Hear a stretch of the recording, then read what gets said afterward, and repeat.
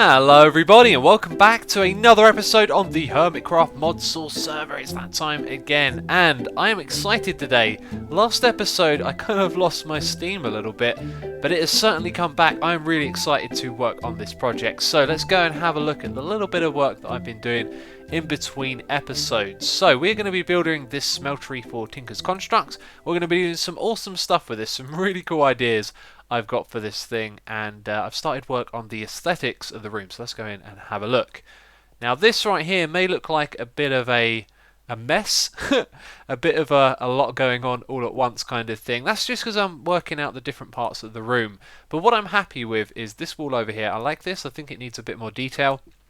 I like the way these bits match with it as well. So I'm happy with the walls. I like the way this bit comes out like so. We're going to keep that going in the room on the other side as well.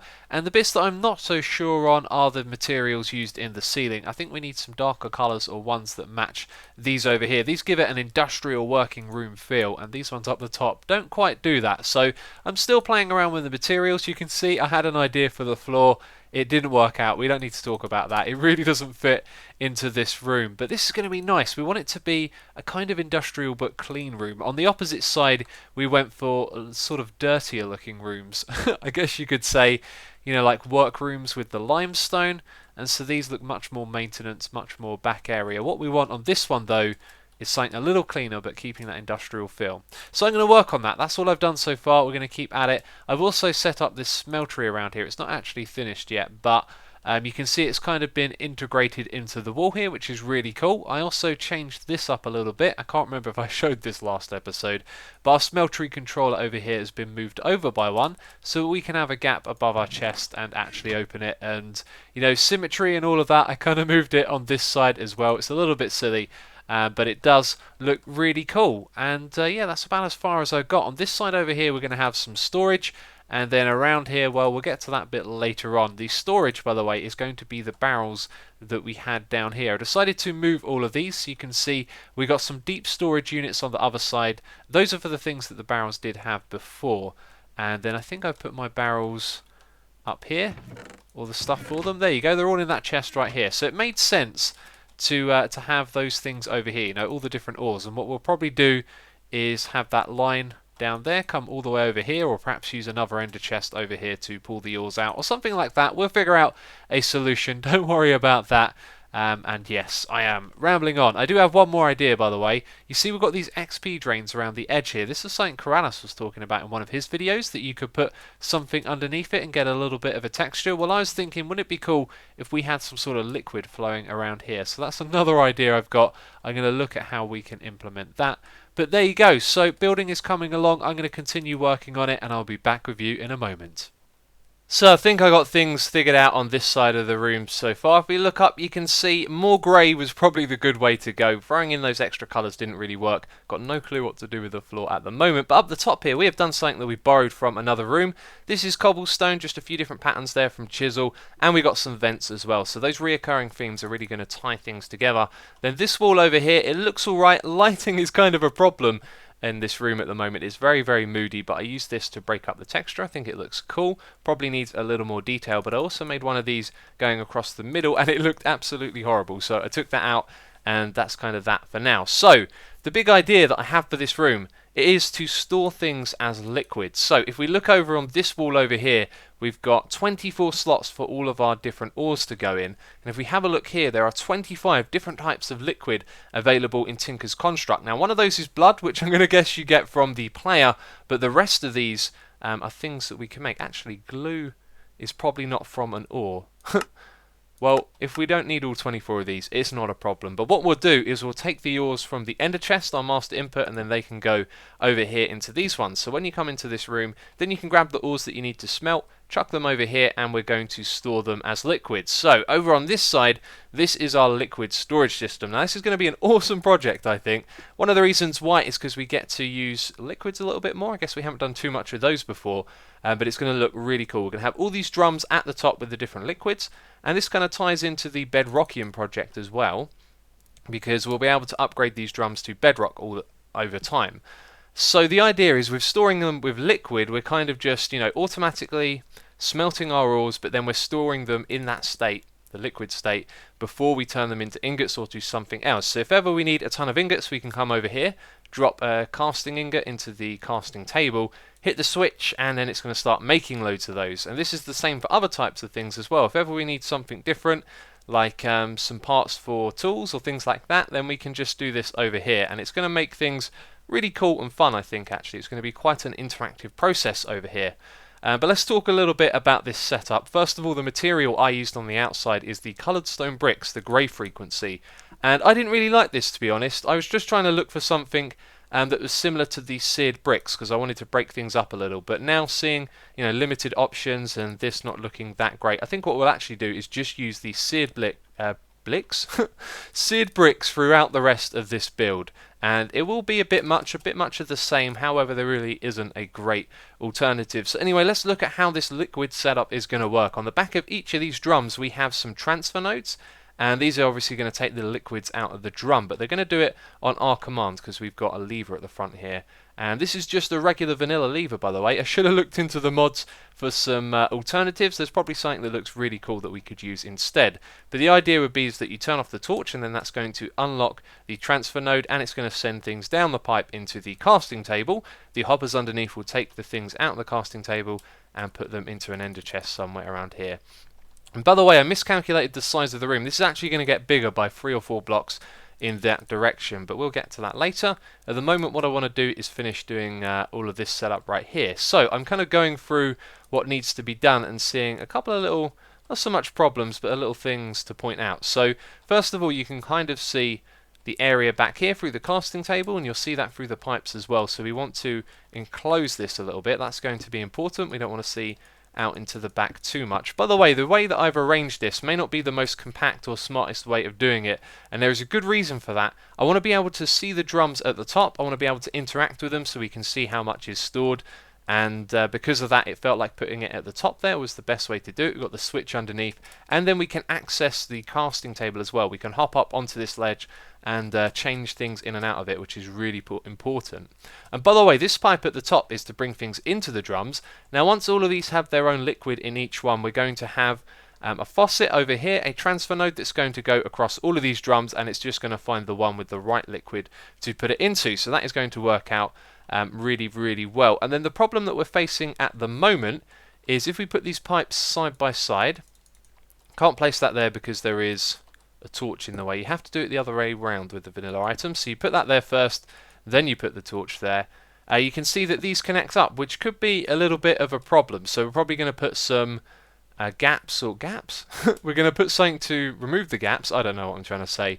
Covers are the things I'm looking for. We're going to put those between here to break those up. But then I was thinking it could almost be a good thing to have them connected at the very bottom here, because then it means you could use multiple casting tables at once. But that would be a bit of a double-edged sword, because there'll be times when you don't actually want to do that. So I think for now, each thing is going to have its own casting table. So we're going to have that going around the whole room for the next 25 different liquids that we can store. I doubt we're going to get all of these, like blood I don't think we'll get too often, or maybe glue, I don't know.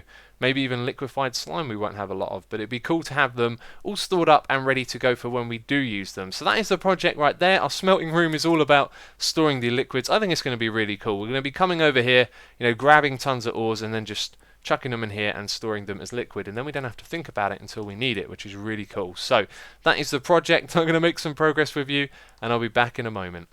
So things are coming along slowly, in fact very slowly. We've got a lot of kind of little bits of processing to do and such at the moment. What I want to do is smelt all of the things one by one, and it looks like some more iron just finished smelting. I think I need to expand this window as well. I tried to look inside to see what was going on, but it's so big I couldn't see on either side. But anyway, that's all gone into the drum. That should now be, look at that, 9,000. We had 500 before, so quite a lot. And I wanted to experiment with this for the first time on camera here. Actually, what I wanted to try first of all, which I don't have, I'm so unprepared, is a button actually, because I thought the lever might not be the best way to do this. And I'm not going to have the right button for this either now that I think about it. Let's just grab one of those and make some buttons quickly. So we've already played around with other types of buttons. In fact, I know where it is, so we can play around with both here. It is straight ahead on the right. Yes, there it is. Let's grab that inverted button. Thank you. And let's go through here. I love these little walkways. They are so cool. But yeah, we could use either of these really. So if we have a regular button, it's probably not going to be too practical. Maybe on some of the rarer materials they would be, because you could just hit the button and then boom, you go. And hopefully get one ingot. That's what I want to test. But with this one right here, we can do the same thing as a lever. You know, you flick it once and then you flick it again, or you just press on this, and it will take up a little less space on the block, which I thought might look nicer overall. So what we want to do next is get some gold in here. I don't think I actually picked up some gold ore. By the way, I got all these deep storage units. I think gold is somewhere down the bottom here. Iron. Are we going to find gold? There it is. See, I've got a good memory. So if we chuck that gold in there, that will go into the next pipe automatically, because the one in front of it has got something else. So this is how we'd be normally using it. And then can we see any of the gold get placed in there? There you go, over at the back. That's cool. So that's going to smelt, and it's going to go into this one here as long as we have a pipe up the top. Let me grab one of those. Where is it? Okay, so now it's going to see the iron's in the first one. Oh, it's not going to let me place. I have to break this first. That's kind of annoying. This is another thing I'm trying to do around the back here as well. And my inventory is such a mess.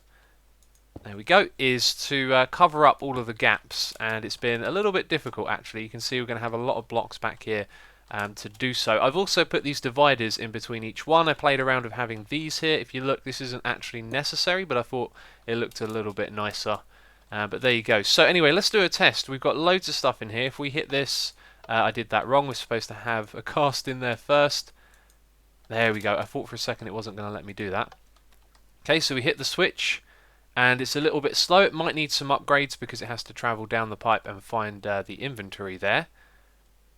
And that is slow, isn't it? We're not seeing... In fact, I don't think we're going to see it. It's just going to make the ingot, and it's going to head down to the bottom here. Yep. So there's no kind of gap in between. No. Why is it doing that? Oh no. Our gold has gone straight in there and it's making blank casts because we don't have a redstone torch on the back of this. This is a little bit of a nightmare. Maybe it wasn't the best idea to record while I was doing this. But there you go. Do we have any gold left over? Of course we don't. Let's go and grab some more. This is ridiculous. But this is what I'm going to be doing for the next... I don't know how long, because we've got to make all of these different ones over here. Been looking at them. Some of them are made out of combinations of stuff, and we just got to go through one by one. And look at that. Used up all of the iron. Oh, this has gone horribly wrong. Okay, let me get some more materials into these barrels, and then we'll try it and do this test. So look at this. It's even put some iron into this one right here. I was thinking it would find the first inventory, put the iron in there and not bother with the second one. That's kind of annoying. I think what we need up the top here is a filter pipe. We need a filter to say which one can go into each one, and I'm not sure how that is going to work with liquids. I know how it would work with items, because you'd simply click on the filter and put one there. However, the liquids are, you know, a kind of different thing to what we can have in our inventory, I guess. I'm going to have to look into how that can work, but I think filter pipes is going to be the solution for that problem. This is crazy. Check it out. I put in 2 stacks of iron in here, and that's about not even halfway full, so we could probably get 4 or 5 in there in total, which is really cool. Look at this. This thing is huge. It can store so many. In fact, that's 2 stacks, so it can store more. Well, yes, that's what I've just said. Oh, right, let's get back to it. So, oh, that is not good. Actually, no, that kind of makes sense that happened. What I've done up here is I put a filter on these, a filter pipe, and Ryan suggested putting a bucket of the material into the different filter slots, and then I've added it here, and of course they've had nothing on there, so the iron is going into those ones. Don't worry, I'll fix that in a moment. What I want to see is if the iron is going into this one, and I would say that is, oh, that's an 8, not a 0. There you go, you can see it's gone up already. Let's click it again. Yes, that is a very good sign. So the filter pipes work. That is a solution to that problem. That is great, because if ever we run out of materials in a barrel, we don't have to worry about another liquid going in there, which is really cool. So we can get back to what we were actually trying to do a moment ago. And what I want for this is just a couple more of these as well. I think we're going to test out the different things and see how they work. Well, actually, what we're going to test out is... oh no, that's not set up yet. I'm so silly today. Okay, right, let's put on the regular button on this side, not where the lever is. Wow, this is really derpy. Okay. And if we put that there, what I want to do is press that and see how many you get per button press. So, 14 in the chest or hopper down there. We press the button, it would have turned off the torch on the back for a moment, but it didn't appear to do anything. And that is the longer pulse as well with that button right there. Okay, so it's not doing anything at all, is it? Torch is still on the back, we can barely see it.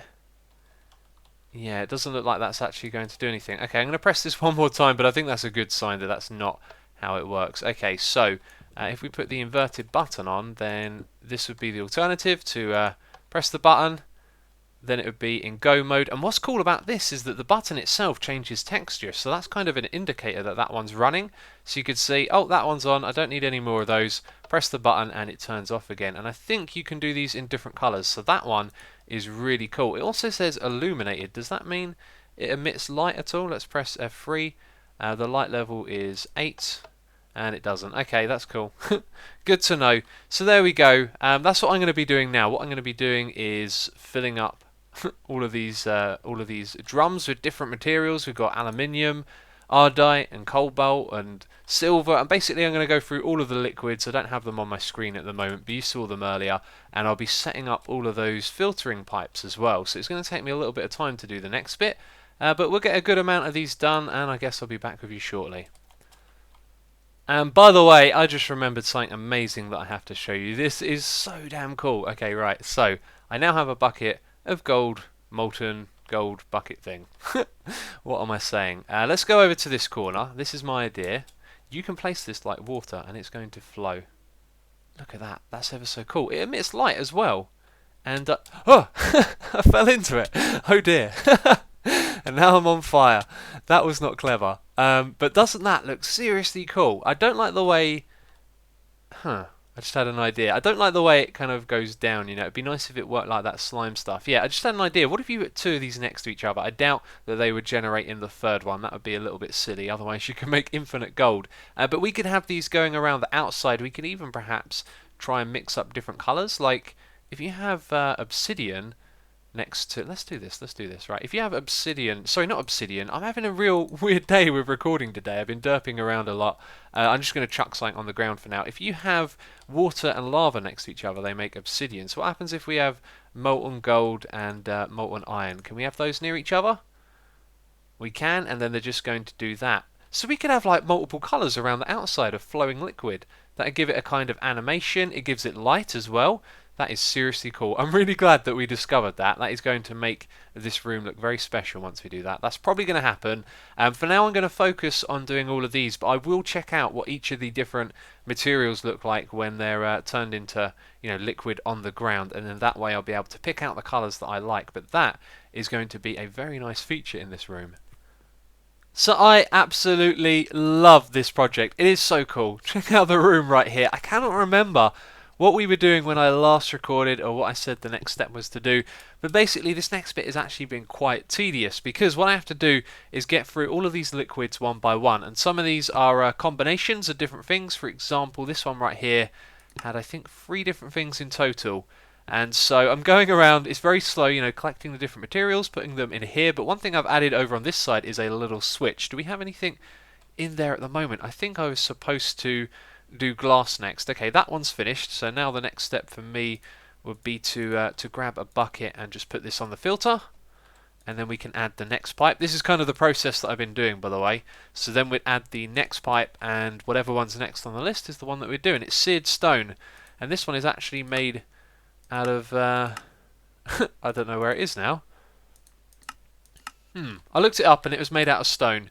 And the name was kind of confusing because these are seared bricks, and I don't know if you can then take that liquid and cast them this way, because that would be an alternative recipe for these actually. Let's have a look.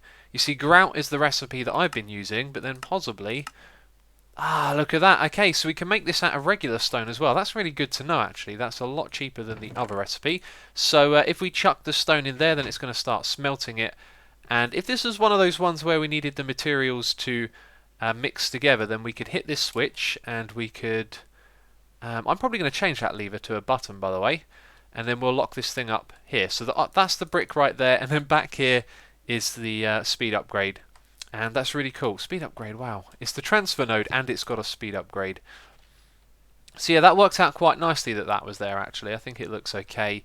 And what I want to do now is go around and put illuminated buttons on each of these. I'm going to pick a colour that looks good, but that's the interface that I want to use. So we're going to do away with these levers. They're not as cool. And I love the way that these turn on when you're actually using them. That's really cool.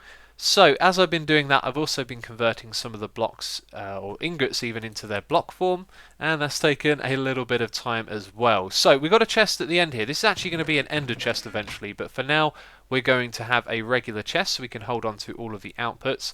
And I've got a line of hoppers going around here. When we switch over to an ender chest, there'll simply be one at the end here. And all of this is open at the back here. Let's do this quickly. I've got enough blocks. What I wanted to do is kind of just show you how it looks. It looks cool. I like it. That is the wrong block. How did I manage to pick that out? Okay, there it is. Wrong bit on my hotbar. So I'm not going to do the whole thing just so we can have a look. But if we go around to the other side now, it should look a lot better. Yes, there we go. Okay, so that's all patched up. It's all filled in. I don't think there's any way you can actually see through to anywhere else now, which is really cool. That looks really nice and closed in. We've also got some light sources underneath the hoppers, by the way. So this bit here is nice and illuminated, but things are really coming along. I love this project, and it's going to take me a while to finish this thing up, but we're certainly getting there. We've just got to keep going around and doing all of these barrels. In fact, the next one might be ready while I've been yabbing on here. So what did we put in? Stone, and there it goes. Okay, so the liquid should be getting taken by the transfer node right now over to here, and I thought for a second the drum had changed colour ever so slightly. So there's nothing in the filter. It should be going into there. Did I leave the transfer node on? Let's go and have a look. Okay, yes, that needs to be off for the liquids to be transferred, and there you go, the drum has changed, so we can do the same thing again, just add the filter to it. So I will continue on with this and I will be back shortly.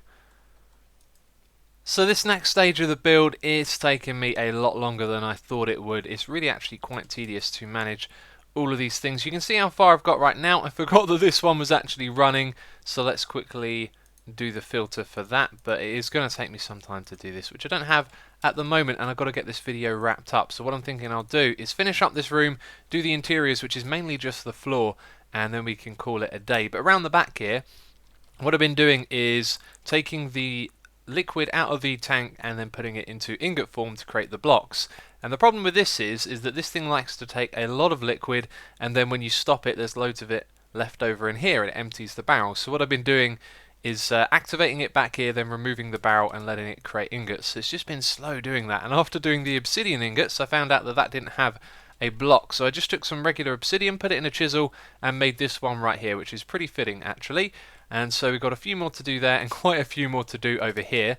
This one I bypassed, by the way. This is blood, so when I've got some time I'm going to have to bring on my alternate account onto the server, and from what I think I was told this, or I'm guessing that you put a player inside the smeltery and it makes blood, but I've just seen that rotted flesh works as well, so we can actually do that.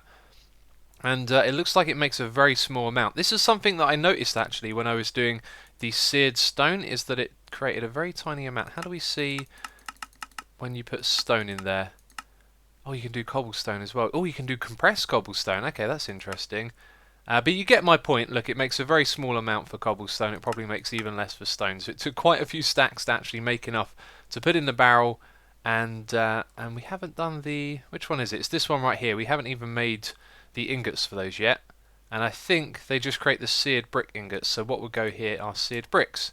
There we go, we've got another one done. That one's going to be glass. The one next to it will be a block of emerald, which I can actually craft. So we can get a little bit more over here done. In fact, we'll be able to get that side done before the end of the episode. But anyway, I'm going to focus on the floor next, doing the building around here. Got to do the illuminated buttons as well. I forgot to do that. Also hooked this thing up with an ender chest as well, and that's been labelled in our ender chest area, so that's really cool. If ever we want to make something and we need to smelt up some materials, we can just chuck them straight in there from wherever we are in the world, which is absolutely awesome.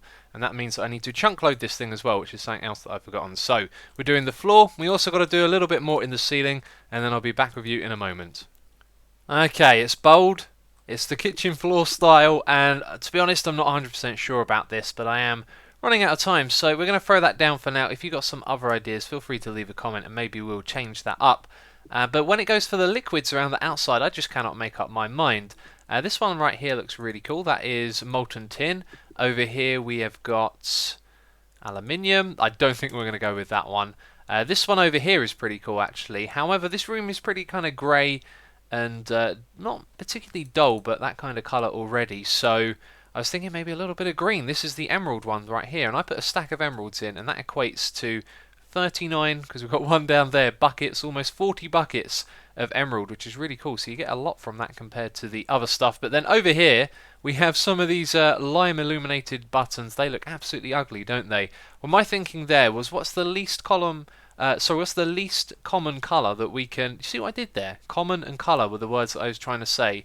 My brain came up with a combination of both. Column. There we go. Anyway, so yes, I went with green because there's only emerald and everything else is a different colour. And then when I put them down, I was thinking, well, what was I thinking? This is ugly. So we changed them to white over here. So when you press the button, they turn white. That means they're on. And then when you press them again, they go grey. And that's really nice. That's kind of like a natural on-off feel about that right there. So I think what I'm going to do is... Do you know what? I don't know what I'm going to do. I'm going to pick a colour, one of these to go around the outside. I'll put in all of the liquids, we'll put in the drains, and then this room will be partially finished. We've still got a lot of this stuff to do, but at least the aesthetics will be halfway there. And by the way, I put just these ones up the top here, and that fills in the gap quite nicely.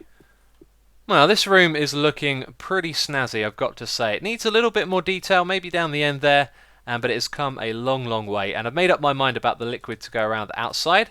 Check it out, that is molten obsidian. This stuff reminded me of lava, and I felt that that was just kind of fitting for this room, so that looks really cool.